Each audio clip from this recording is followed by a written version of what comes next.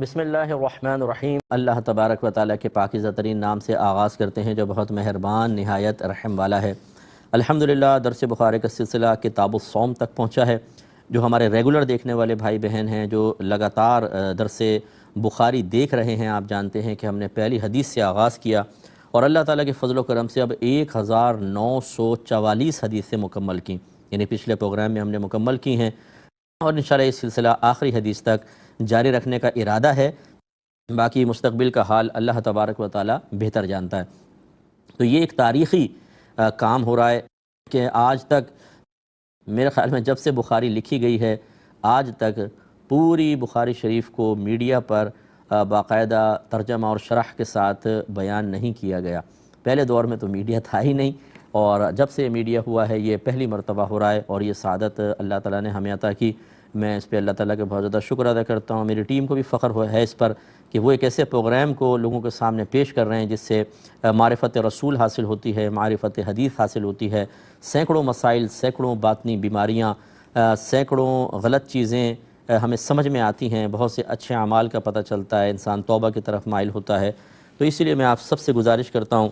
کہ اس تاریخی سفر میں آپ ضرور ہمارے ساتھ وابستہ رہیں اور لگاتار وابستہ رہیں،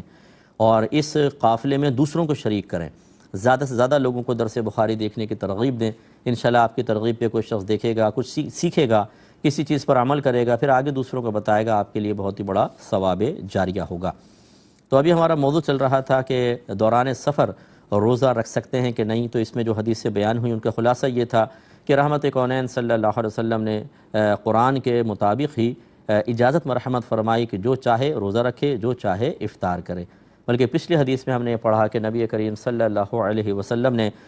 رمضان میں باقاعدہ روزہ رکھا، لیکن دوران سفر اس روزے کو توڑ دیا، اور دیگر صحابہ نے بھی آپ کو دیکھ کر اپنے روزے چھوڑ دیے۔ تو یہ ایک مباح عمل کی طرف اشارہ تھا کہ اگر کوئی سفر کے دوران محسوس کرتا ہے کہ اب روزہ پورا کرنا میرے لیے دشوار ہوگا تو وہ روزے کو توڑ سکتا ہے، اس کا یہ عمل مباح ہے۔ مباح مینز نہ گناہ نہ ثواب، جائز ہے، اور اس پر پھر بعد میں قضا ہے، کفارہ نہیں ہوتا۔ یعنی یہ بظاہر جان بوجھ کے روزہ توڑا گیا ہے، لیکن ایک عذر ہے، سفر باقاعدہ ایک عذر ہے، اور پہلے ہی اللہ تبارک و تعالیٰ نے دوران سفر روزہ چھوڑنے کی اجازت مرحمت فرمائی تھی، تو لہذا رکھ کر اگر توڑ دیا جائے تو بعد میں اس کی ایک روزے کی قضا کرنی ہوگی۔ اگلی حدیث کی طرف آتے ہیں۔ 1945 حدیث پاک ہے، حضرت ابو الدرداء رضی اللہ تعالی عنہ اس کے راوی ہیں، کہتے ہیں کہ ہم کسی سفر میں نبی کریم صلی اللہ علیہ وسلم کے ساتھ نکلے، وہ سخت گرم دن تھا، حتیٰ کہ گرمی کی شدت کی وجہ سے ایک آدمی اپنے سر پر ہاتھ رکھ لیتا تھا، اور ہم میں سے کوئی شخص روزہ دار نہیں تھا سوائے نبی کریم صلی اللہ علیہ وسلم اور ابن رواحہ کے۔ یعنی بڑی ہی شدید گرمی تھی، اور اپنے سروں پہ ہاتھ رکھ رکھ کے اس گرمی کی شدت کو لوگ کم کر رہے تھے، لیکن دو اشخاص اب بھی روزے میں تھے، ایک میرے آقا صلی اللہ علیہ وسلم اور ایک عبداللہ بن رواحہ رضی اللہ تعالی عنہ۔ اس سے معلوم ہوا، دیکھیں پچھلی حدیث پہ میں نے تبصرہ کرتے ہوئے یہی عرض کیا تھا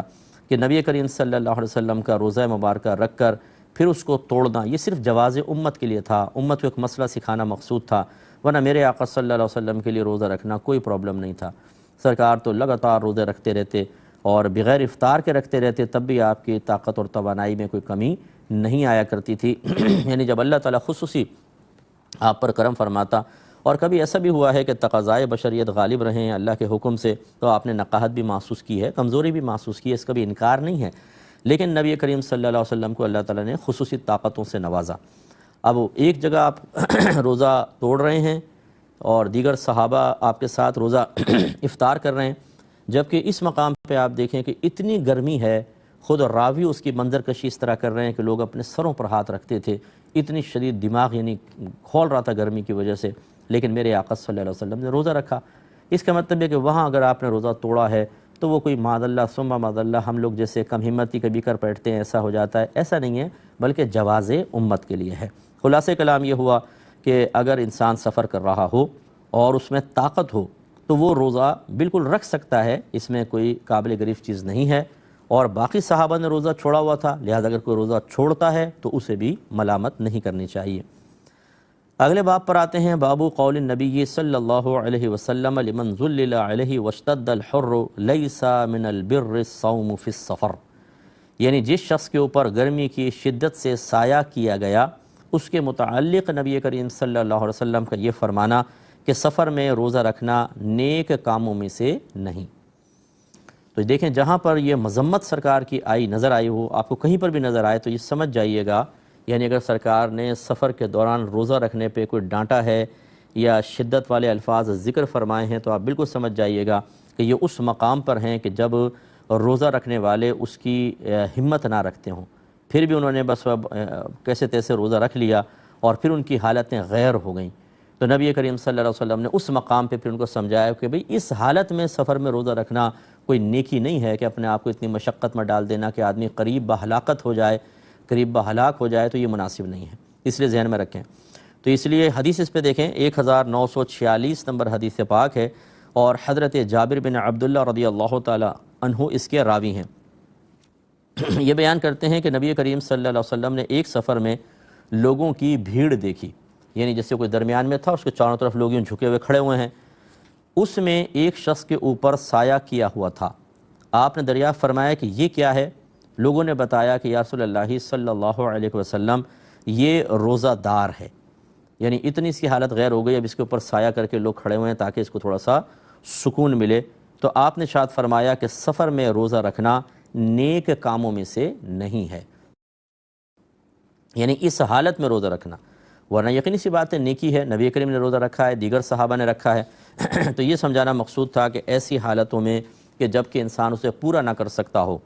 اب جوش میں آ کر اور مطلب بغیر سوچے سمجھے روزہ رکھ لینا، اور پھر بعض اوقات ایسا ہوتا ہے کہ انسان اس کو نبھانے کی کوشش کرتا ہے، کیونکہ پہلے لوگ منع کرتے ہیں، جیسے بچہ ہے، جوان لڑکا ہے، والدہ منع کر رہی ہیں بیٹا روزہ نہ رکھ، بڑی گرمی ہوگی سفر میں، یہ وہ، اس نے کہا نہیں میں تو رکھوں گا، اب رکھ لیا، اب ہو گئی حالت غیر، تو پھر وہ بچہ سوچتا ہے کہ اب اگر میں کہوں گا کہ میں روزہ توڑ دوں، گھر والے کہیں گے دیکھا نا ہم نے کہا تھا نا روزہ توڑ دو، آ گیا نا اپنی اوقات پر، یہ اور وہ۔ تو ان تانوں کے خوف کی وجہ سے ان سے بچنے کے لیے وہ کہتا ہے کہ یار بس پورا کرو جیسے تیسے، اس میں حالت غیر ہو گئی۔ تو یہ طریقہ صحیح نہیں ہوتا۔ پہلی بات یہ ہے کہ تانہ زنی میں نے آپ کو پہلے سمجھایا ہرگز نہ کریں۔ اگر کسی نے جوش میں روزہ رکھ بھی لیا ہے تو اس کی حوصلہ افزائی کریں کہ چلو ٹھیک ہے، روزہ رکھنا تمہارے لیے بہت بڑی سعادت کی بات تھی، آپ نے بڑی ہمت کی، لیکن اب چونکہ ماحول ایسا ہو گیا ہے اور آپ نہیں پورا کر پا رہے، توڑ دو بیٹا، کوئی مسئلہ نہیں ہے، بعد میں قضا کر لینا۔ اس طرح وہ بیچارہ کم از کم نہ ریاکاری میں مبتلا ہوگا، نہ مذمت کے خوف کی وجہ سے اپنے آپ کو بیجا مشقت میں مبتلا کرے گا۔ تو اور دوسری بات یہ ہے کہ خود اپنی حالت پر ہمیں غور کرنا چاہیے کہ اگر کم ہمتی ہے، پہلے بھی کئی مرتبہ ایسا ہوتا ہے کہ ہم بہت سارے امور میں تھوڑی سی مشقت کی بنا پر رول بیک کر جاتے ہیں اور اعمال کو چھوڑ دیتے ہیں۔ تو اب اس وقت اگر جوش ہے بھی تو ہمیں سوچنا چاہیے، اپنی سابقہ کیفیات کو ذہن میں لانا چاہیے کہ میں اکثر ایسا ہوتا ہے جب زیادہ مشقت پڑتی ہے تو پیچھے ہٹ جاتا ہوں، تو پھر ایسی صورت میں ضرورت ہی نہیں روزہ رکھنے کی، شریعت اجازت دے رہی ہے، روزہ افطار کر لینا چاہیے۔ اگلے باب کی طرف آتے ہیں کہ باب لم یعب اصحاب النبی صلی اللہ علیہ وسلم بعضهم بعضا فی الصوم والافطار، یعنی نبی کریم صلی اللہ علیہ وسلم کے اصحاب روزہ رکھنے اور روزہ چھوڑنے میں ایک دوسرے کی مذمت نہیں کرتے تھے، ایک دوسرے کو عیب نہیں لگاتے تھے۔ حدیث نمبر ہے 1947، اور حضرت انس بن مالک رضی اللہ تعالی عنہ بیان کرتے ہیں کہ ہم نبی کریم صلی اللہ علیہ وسلم کے ساتھ سفر کرتے تھے تو روزہ رکھنے والا روزہ چھوڑنے والے کی مذمت نہیں کرتا تھا، اور روزہ چھوڑنے والا روزہ رکھنے والے کو عیب نہیں لگاتا تھا۔ یہ ہے دیکھیں ایک بڑا ہی مناسب اور معتدل طریقہ کہ اگر آپ کو عبادت نہیں کرنی ہے تو آپ دوسرے پہ طعنہ زنی نہ کریں، اور آپ کو کرنی ہے تو اپنے آپ کو بہت زیادہ باہمت اور با کمال سمجھ کر دوسروں کا مذاق نہ اڑائیں۔ خصوصاً حالت سفر میں روزے کے سلسلے میں ہمیں ان چیزوں کا خیال رکھنا چاہیے۔ میں نے پچھلے پروگرام میں بھی عرض کیا تھا کہ بعض لوگ روزہ رکھ لیتے ہیں اور پھر وہ اس کو اپنے بڑائی کے لیے اس کو پیش کرتے ہیں، ارے بھائی ہم نے تو حالت سفر میں کبھی روزہ نہیں رکھا، کبھی نہیں چھوڑا۔ ہمت ہونی چاہیے آدمی کے اندر، یہ کیا بے ہمتی، اللہ کی عبادت سے بھاگ گئے۔ بھائی اس طریقے کی بات کہنے کی آپ کو کیا ضرورت ہے کہ سامنے والا خواہ گلٹی فیل کرے، وہ اپنے آپ کو حقیر اور کمتر سمجھے، اور یہ تو آپ اپنے آپ کو ظاہر کر رہے ہیں، اپنا بڑا پن دکھا رہے ہیں۔ یہ نہیں ہے، طعنہ زنی کرنا بالکل غلط ہوتا ہے۔ ہو سکتا ہے سامنے والے کے ساتھ عذر ہو، آپ کو اللہ نے طاقت دی ہے، اس کے ساتھ نہیں ہے، آپ سفر کی مشقتیں آرام سے برداشت کر سکتے ہیں، وہ نہیں کر سکتا تو کیوں اس کو طعنہ زنی کر کے ایک امتحان میں مبتلا کر رہے ہیں؟ اگر وہ نہیں رکھ سکتا تو اس کے لیے سفر میں روزہ رکھنا تو ویسے ہی ہے جیسے نبی کریم نے اس کو منع فرمایا کہ سفر میں روزہ رکھنا کوئی نیکی نہیں ہے۔ تو ان کے حق میں تو یہ فرمان ہے، وہ کم ہمت ہیں بیچارے یا کمزور لوگ ہیں، تو خواہ مخواہ اپنے آپ کو بڑا کر کے پیش کرنا، اور اس صورت میں انسان ریاکاری سے نہیں بچ پاتا، عجب و خود پسندی دکھاوے سے اپنے آپ کو محفوظ نہیں رکھ سکتا، یہ چیزیں غلط ہے۔ رکھنا تو چپ چاپ روزہ رکھیں، کسی کو نہ بولیں، نہ کسی پر تانا زنی کریں۔ اگلے باب کی طرف آتے ہیں، بابو من افطر فی السفر لیراہ الناس، جس نے سفر میں روزہ کھولا تاکہ لوگ دیکھ لیں۔ حدیث نمبر ہے 1948، اور اس کے راوی ہیں حضرت ابن عباس رضی اللہ تعالی عنہما۔ وہ بیان کرتے ہیں کہ رسول اللہ صلی اللہ علیہ وسلم مدینے سے مکہ کی طرف نکلے، پس آپ نے روزہ رکھا حتیٰ کہ آپ مقام عصفان پر پہنچے، اور پھر آپ نے پانی منگوایا، پھر اس کو اپنے ہاتھوں پر رکھ کر اس قدر اونچا کیا کہ لوگ دیکھ لیں، پھر آپ نے روزہ کھول دیا حتیٰ کہ آپ مکے میں پہنچ گئے، اور یہ رمضان کا واقعہ ہے۔ لہٰذا حضرت ابن عباس رضی اللہ تعالی عنہ یہ کہتے تھے کہ رسول اللہ صلی اللہ علیہ وسلم نے سفر میں روزہ رکھا بھی ہے اور روزہ چھوڑا بھی ہے، بس جو چاہے روزہ رکھے اور جو چاہے روزے افطار کرے۔ اب یہاں پر دیکھیں، بعض عام لوگ جو ہوتے ہیں وہ جو ان چیزوں کو نہیں سمجھ پاتے، ان کے ذہن میں اعتراض پیدا ہو جاتا ہے کہ جی نبی کریم نے روزہ رکھا اور پھر یوں پانی دکھا رہے ہیں اور پھر آپ اس کو نوش فرما رہے ہیں کہ دیکھو دکھا کے اپنا عمل کر رہے ہیں فلاں فلاں۔ اس طرح شیطان ذہن میں خیال ڈالتا ہے کہ یار یہ ضرورت کیا تھی، ویسی کر لیتے۔ تو اس کو ذرا سمجھیے اچھی طریقے سے، آپ ہیں شارع علیہ السلام، نبی کریم صلی اللہ علیہ وسلم ایک نئی شریعت کا تعارف پیش کر رہے ہیں، تو آپ پر کسی عالم یا شیخ یا مفتی کو قیاس نہیں کرنا چاہیے، نہ ان پر یا کسی صوفی صاحب پر، کسی ولی پر ان نبی کریم صلی اللہ علیہ وسلم کے امور کو قیاس کر کے کوئی نتیجہ نکالنا چاہیے۔ دونوں چیزیں غلط ہو سکتی ہیں۔ نبی کریم شارع علیہ السلام تھے، آپ آخری شریعت لے کر آئے تھے، کیونکہ آپ کے بعد کوئی نبی کوئی رسول نہیں آنا تھا، اور اس شریعت نے قیامت تک قائم ہونا تھا۔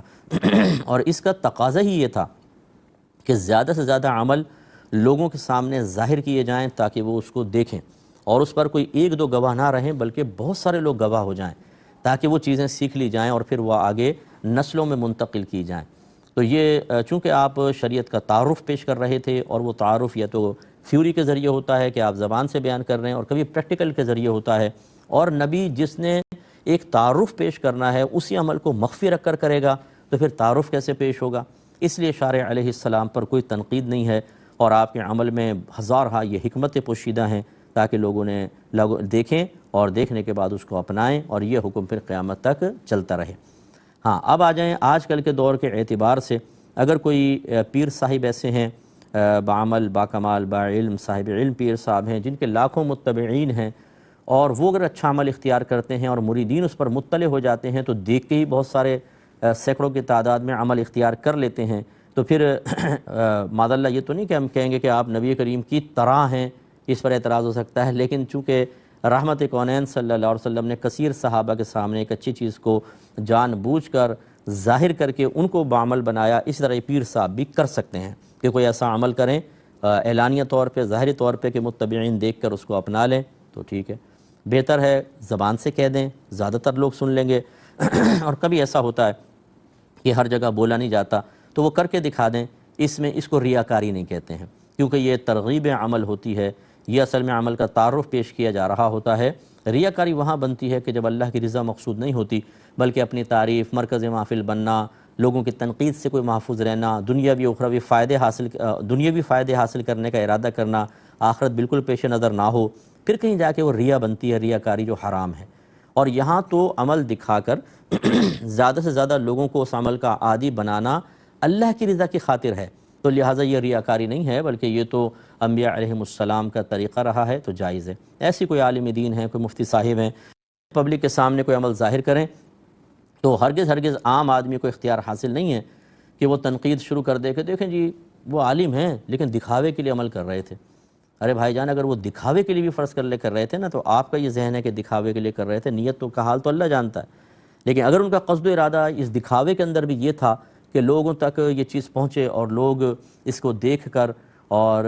ہم اپنائیں اور میرے لیے ثواب جاریہ ہو اور دین کو تقویت ملے، تو آپ کی بدگمانی حرام ضرور ہے، ان کا عمل حرام نہیں ہے بلکہ مستحب ہے، اس میں ان کو ثواب ملے گا۔ اس لیے اس سے ذرا اجتناب کریں، اور میں اپنی بہنوں سے خاص طور پہ گزارش کرتا ہوں بغیر ناراض ہوئے ہماری درخواست قبول کریں کہ عورتوں کی زبان بند ہونا بہت مشکل ہے۔